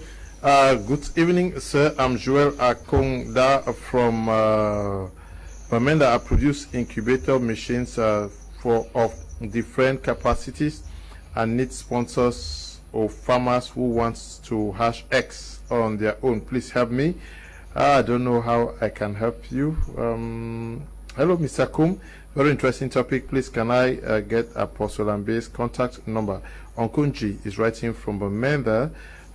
Good evening, sir. I'm called Young Nasmi from Bamenda. Please, I'm sorry for disturbing you this evening. I just on my TV now, so I saw the topic Afro Brains Cameroon, and I'm so interested in watching it. So please, I just wish to ask what. Okay. Please, Leo, kudos to your programs. Let the next topic on marital issues be normal for couple to have separate accounts. That's what we discussed yesterday now. Good evening to you all in the studio, Mr. Leo. This program is very educative. How can I have the number? Bati Eric from my 27 Ndop. Good evening to you all. I love your program. May God give you all strength and long life. Cindy writing from Bamenda. Okay, now as we speak, Afro Brains is in only Yaoundé or? Yeah, for now it's only Yaoundé. But with time, you will spread. You will spread, and you produce just what do you produce there? How do you market them? How do you get the organic material to transform? Okay, how do we get the organic material to transform? The raw products. Okay, the organic material to transform the products. Like for example, let me just start. For example, with the feed.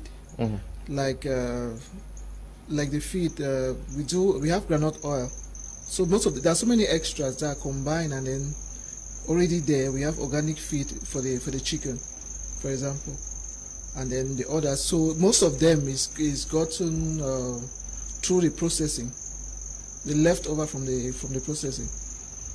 Leftover from the processing. Yeah, for example, like we have what we do is like for now.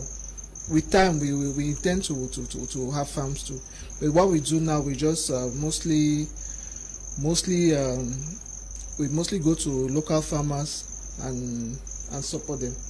You support them and you collect what they produce? Yeah, we support them and collect what they produce. Okay. Let me move over to Dr. Fon. Dr. Fon, now Afro Brains is involved in the production of plantain flour, tomato paste. I don't know. What is the next step for Afro Brains? Are you envisaging involving? Thank you very much. Yeah, thank you very much, Leo. Currently, Afro Brains transforms quite a wide variety of organic products. How do we function? Whatever organic raw material we come across, we can transform it. The most important thing is that we should have it in large quantities, and we should have the assurance that we can have it continuously. So that is the reason why I'm so thankful to your station for giving us this opportunity to actually communicate these opportunities to Cameroonians who see the importance of agriculture on the planet. So you see, we transform tubers, whether it's cassava, whether it's cocoyams. We have achu flour, we have watafufu flour, organic. This is organic healthy food. And it is not that because it is organic, the price will be much higher than what we have in the market. No, it's the same price. It's the same price with a better quality. The idea is that it is coming from our farm. So people have this tendency to believe that because it is organic, we're going to say, oh, it's more expensive. It is more expensive in Europe. It's more expensive in the West. We are in Africa. It is our food. What we're doing is we're using our local methods to transform our food. What I've done, the machines are built. Those are machines that are built with our local methods in mind. It is not today that food transformation is starting in Africa or in Cameroon. People have been using traditional methods to transform food, to increase shelf life, to be able to store them. What Afro Brains has done is, Afro Brains has automated these traditional methods. Our traditional methods of preserving food in Africa and Cameroon in particular is very healthy. It's not the chemical methods as used in the West. Our methods are healthy. What we've done is we're not doing it with machines so that we can do as much as possible. Afro Brain can transform any food which is available, which is organic, and we are looking at beginning to train young people on how to build some of these small machines. I'm happy there's somebody who talked about building incubators in Bamenda, which is very good. Those are the skills that we would like to train young people, because you make yourself, when we begin to produce capital goods, then we begin to propagate. We begin to propagate those. We begin to reduce post-harvest loss, and we begin to fight food insecurity. Cameroon is described by the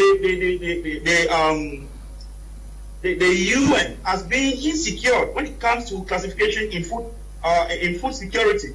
But it is shocking because Cameroon has a wide variety of food, and there's a lot of post-harvest loss. So a problem, the missing link, is in being able to transform the food and begin to look at what is possible in agriculture.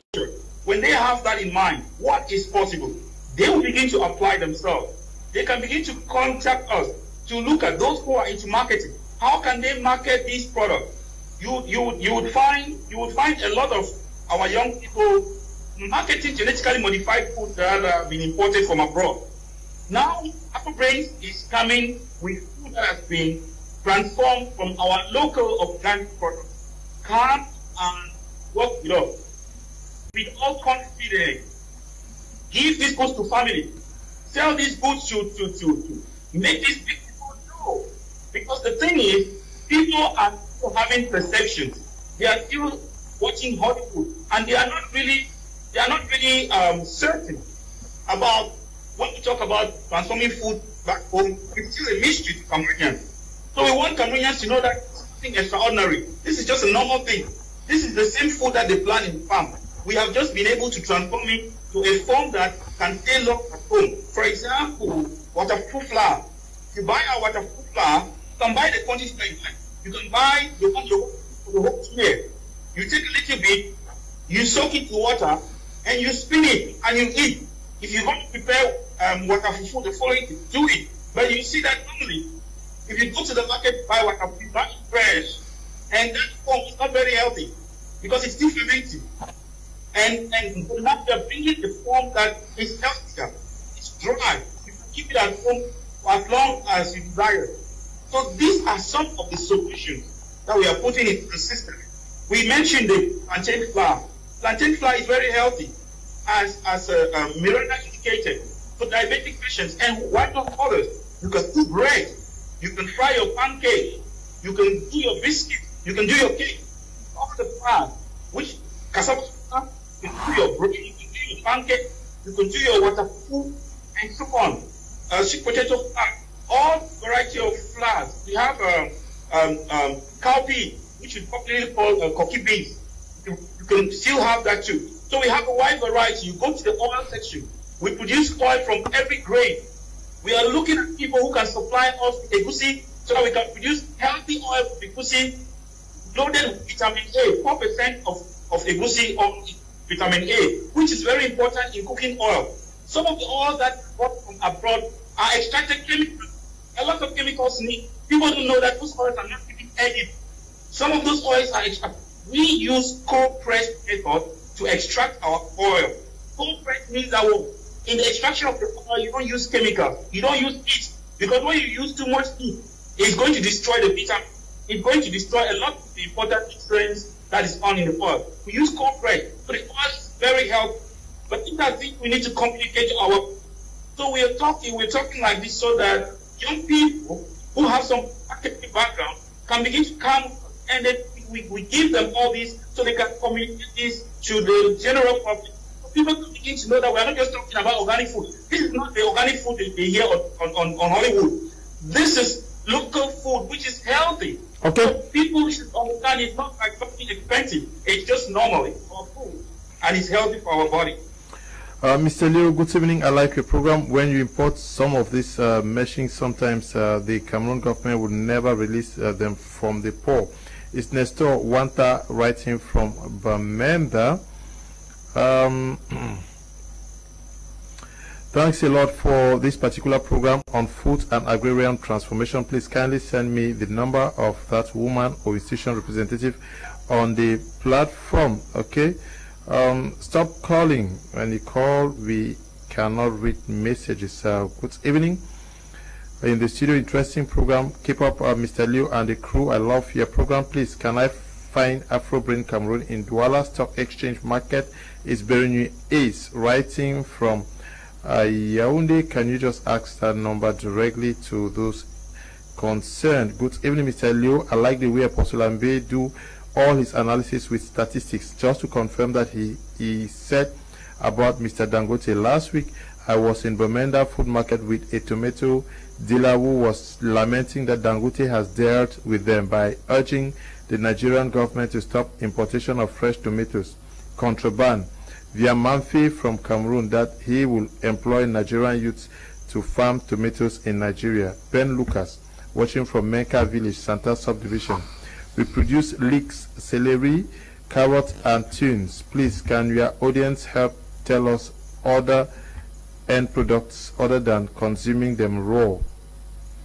Okay, you're talking about my panelists. Okay, good evening, Mr. Liu. Contact number and email of Afro Brains. Okay, this one says that Mr. Liu, excellent program you have. Our agricultural delegates should work hard in glove with Afro Brains. Most delegates don't even have a garden at their yards. I truly wonder what knowledge they do give to the public. Are is writing from Yaoundé. Good evening to you. Ray, good evening, Mr. Leo. I always love following your program because it's well educated. The government of Cameroon don't love the citizens because we have something like Ndop rice, and for the government to support the farmer in the area to produce more and more. But they are not doing it. Why? The government likes spending money for an unnecessary use. Where are we driving to? From Galabe, Yannick Galabe, writing from Limbe. Good evening to you. Good evening, Mr. Liu. As a young farmer in Bonso, all I need is someone who could help me to realize the above mini tractor for my rice and maize cultivation. Bro Nathaniel Ororo 1, writing from Kumbu. Okay, good evening to you. Good evening. Mr. Leo, kudos to your panelists. We need a change of mindset in our eating habits. Special greetings to Versatile Apostle Ambe. Good evening, Mr. Leo. Okay. Cameroonians need a change in mindset in their eating habits. Ako Ferdinand is also writing from Boya. This one says, I'm giving free organic gardening services to the entire city of Bamenda. I will be happy if you can host me to give you a great insight in this area and how we can use it to save our population from. Okay, good evening, dear panelists. Courage to you guys. Hello, Mr. Liu and the Prime R team. You can help the Gentile man who fabricate incubators by passing his number. I personally need one for farm. Thanks again for the great job you are doing. Denko is writing from Bamenda. Yes, Apostle Ambi Valentine Ngwa. Agriculture determines what a country feeds on, and on which it also determines how healthy a nation is. If the what you feed on is not healthy, you have a sick population. Of course. That's why I said that what we eat matters a lot. Thank God somebody is corresponding with what I said concerning Alhaji Aliko Dangote.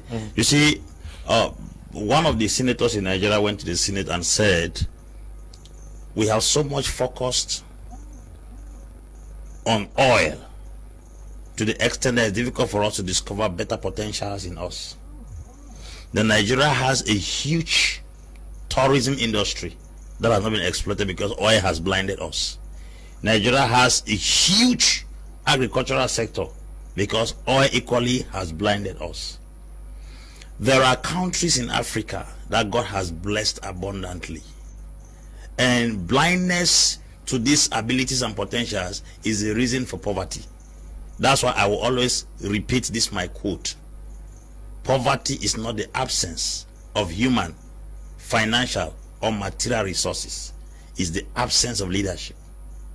If Nigeria, that does not have a climatic condition and a soil content that compares to Cameroon, can be producing 17,000 hectares of tomatoes. That's Dangote, who is in different sectors in business, is developing a 17,000 hectare of tomatoes. Here in Wotutu, Limbe here, if you go there, the amount of tomatoes that come from Wotutu down to Bojongo, every year, it will amaze you.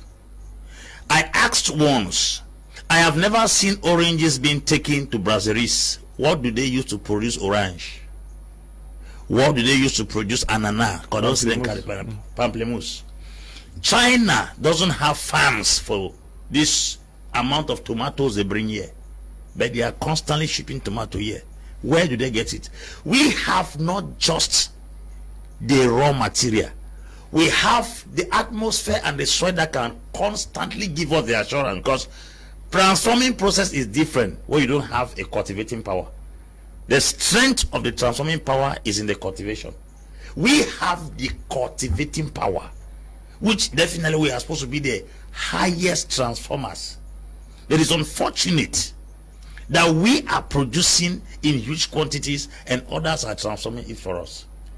If you fly out of this country, African foods are very, very expensive in European supermarkets, because it's to tell you that they know that what comes from here is richer than what they are producing over there. How would you explain that an African will take a train for almost about 20 minutes to go and eat in an African restaurant? It tells you how scarce. And then a plate of African meal there is very expensive, because they know that what comes from this place is organic. And if the population is not eating what is healthy, definitely we are going to have a sick population, and equally we are going to have a how do I put it, a population that dies early. That's the truth. There are also people that can eat, it limits your production. You know, there is this campaign of reducing world population, and the focus in is Africa. They might not kill us directly, but they may give us products that make our sperm watery and unproductive. You eat certain things and you are not able to reproduce. If 1,000 Africans go impotent or unproductive, they have indirectly reduced birth rate. That's the law of killing us. So if at all we are not sensitive to understand that there is a campaign against the reduction of population and the target is Africa, we should be very, very careful with what we eat. What we import into Africa. What we import in Africa. How do you explain that in those days people were working with bare body in our villages and no fearless mosquito did not kill them with malaria? Today you cover blanket, under that blanket and no fearless mosquito bite you, have malaria. What is the difference between that era and now? What we eat. We used to drink water in streams in the villages. You won't have typhoid. Now you are drinking supposedly treated water by the Chinese. And you are sick of typhoid. Something is not well. Something is not balanced. That's the reason why we must have a food controlling unit in this country that verifies everything that enters our mouth. If not, that reduction of population will not come as coronavirus. It will not come as a plague. It will come as a slow poison through what we consume, thereby annihilating us gradually. Okay, the chicken, the pork, and everything that we consume from out of Africa.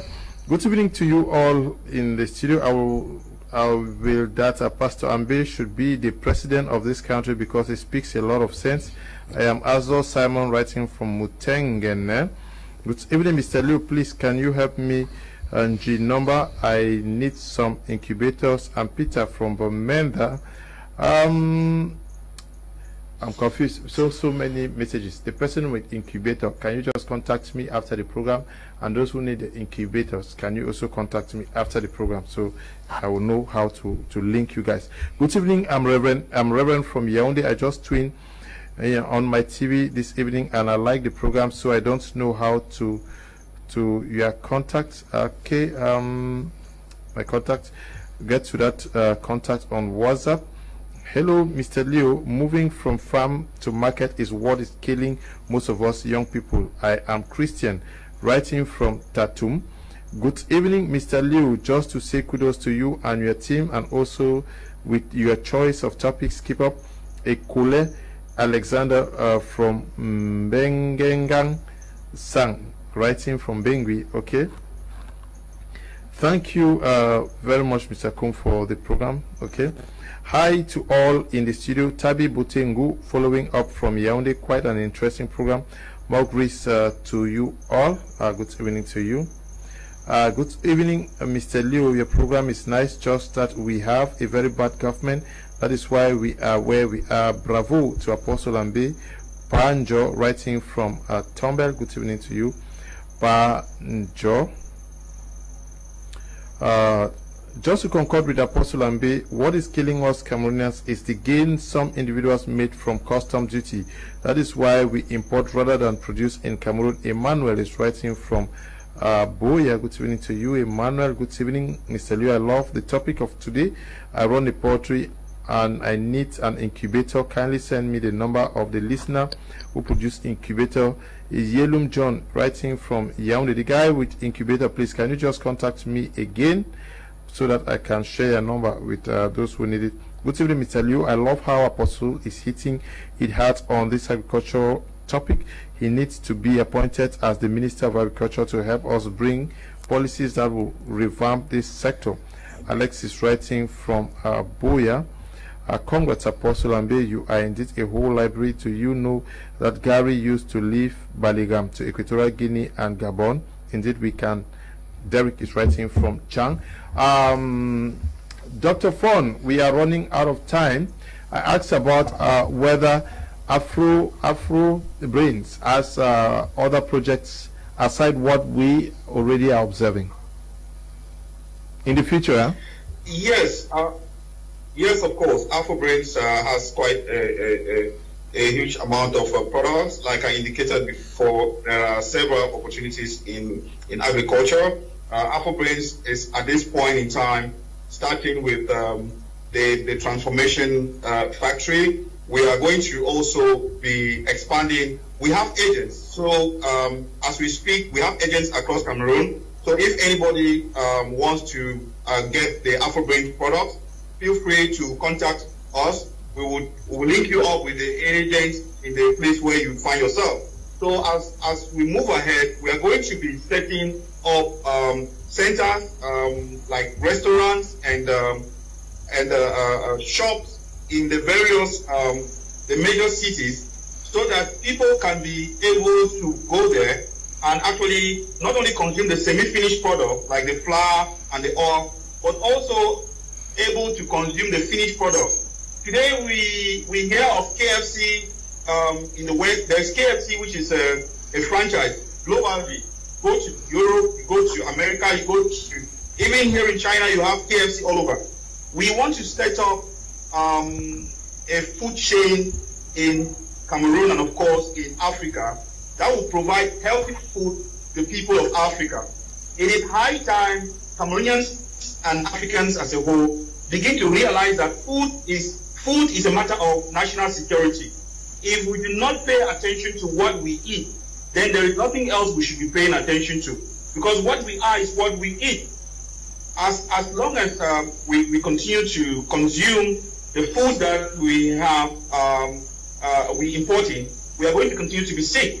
Apostle Lambe has made it very clear. He's put a lot of attention to the issue of food quality. I must indicate that at Afro Brains, we have equipment that tests our raw material. So we are very keen, not just to the raw materials we buy, but to the quality of the food that we produce. Yeah. When we talk about quality of the products, we are talking about the standards of the machines. There are some machines that are not food standard. Just because somebody is producing food does not mean that that food is standard food. There are specific material types. There are specific things about machines that qualify that machine to transform food which is going to be edible. So yes, Afro Brains will be setting up institutions, or let's say shops across the country. We'll be starting from Douala, Bafoussam, and Limbe from our current statistics, so that people can be able to have access not just to the semi-finished products, but to the finished products. And as I indicated, we are setting up our complex in Yaoundé, where we're going to have a training center to train people on how to build these small machines, and of course meet the local women in their various communities to discuss with them how to cultivate food in a healthy way and how to use the small machines that are being produced to increase their yield.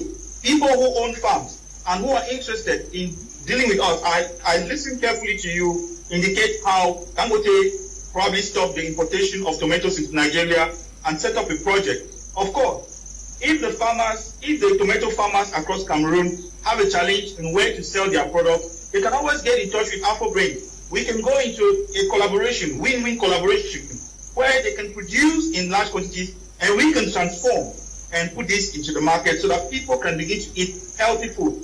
And as I indicated, they should pay attention to the quality of the fertilizers or the manure that they use. Chemicals do not help. The fact that something is looking good is not all that glitters that is gold. So let us be able to look at quality. So Afro Brains has lots and lots of other projects that are coming up. Those who are interested in agriculture, those who want to build a career in agriculture, those who want to be involved more in food cultivation, get in touch with us. Let us talk. There are people who want to invest in cultivation. Let us have the conversation so that we can begin to see how we can build sustainable chains. We are into transformation. We support cultivation. We are also looking at investing in distribution. We are setting up an online platform for people to access. Those are all a wide scope of opportunities that are existing. So young people should realize that agriculture is the future. When you get involved in agriculture, you sustain not just your life, the life of your family, but you also sustain the life of your generation. Thank you very much. Okay, I'll take a few messages and we call it for today. Good evening, Mr. Liu and all the panelists, especially Maman of Wisdom, Apostle Lambe. Mr. Liu, please, I just wish to plead that I look towards being a panelist in such rich topics. Please, can I be oriented on what I need to be a panelist? Prince Rupert, writing from Douala. Prince, can you call me tomorrow morning? You have my number. Call me and we discuss about that. Good evening. I'm Rudolph from Yaoundé. Agriculture is the oxygen to our society. I have 5,600 to 3 layers capacity incubators imported from China. Okay. Better still, Kazon building materials over Facebook. Can you, those with incubators, can you just call me after the program? Or the best is to call me tomorrow morning by 9:10, between 9:10. If you have incubators, just call me tomorrow so that I can link you up with those who need the incubators. Okay. Good evening, sirs. I'm talking from Equatorial Guinea, Malabo. With what Apostle Ambe carries inside of him, in every aspect, he will make the best president ever. He flows naturally in every topic. He makes too much sense. Thanks, Mr. Liu, for this great platform. Thank you very much, Apostle.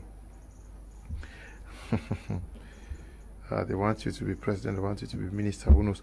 Mr. Liu, kudos and keep up with your refined panelists. Mabison is writing from K-Town, that's Kumba. Good evening, Mr. Liu. Greetings to you and your entire panelists. When I listen to this type of programs, I always feel as to cry. Our government will actually do nothing to encourage agriculture because they know that if people become independent, we will collect bribe from again. I am so tired, but let's not lose hope. The best is yet to come. Mr. Liu, I'm enjoying your program. Please, for the incubator guys' number, thanks in advance. Please, who is the guy who said he has incubator? Can you just write me? Many messages have covered what you sent to me. Hi, good evening. We need to change the young people. It's Mr. P writing from Boya. Hello, Mr. Leonard. I'm called Tanto Bertrand, an incubator producer based in Douala. My number. Oops. Good evening, Mr. Liu and the crew. I'm blessed with the topic on board. In fact, when our panelists speak, my heart bleeds because of the leaders we have in this country. When the panelists from China speak, I see with him. But how can we reason based on our environment when there are no roads networks? Agriculture cannot go without good roads. Let this government provide good roads to its citizens. Okay. We have to end at this juncture. We want to say thank you, Dr. Fon, for participating in today's edition of the program.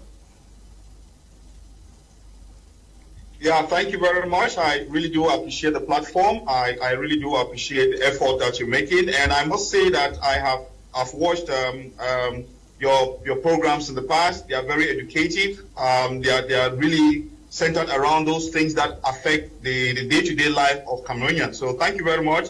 I've been watching Apostle Ambe. Apostle Ambe, thank you. Kudos. May God bless you and continue to empower you to do more. The things you say go to change, impact the lives of people. Those are the type of persons we want in society. So together we are always going to see what we can do. No matter how long the storm lasts, one day the sun shall finally rise. Thank you very much. Okay, and thank you to Madame Miranda for coming all the way from Yaoundé. Thank you. I want to thank you too so much for giving us this opportunity, at least to present to so many people the opportunities that we have. It's an honor to be here.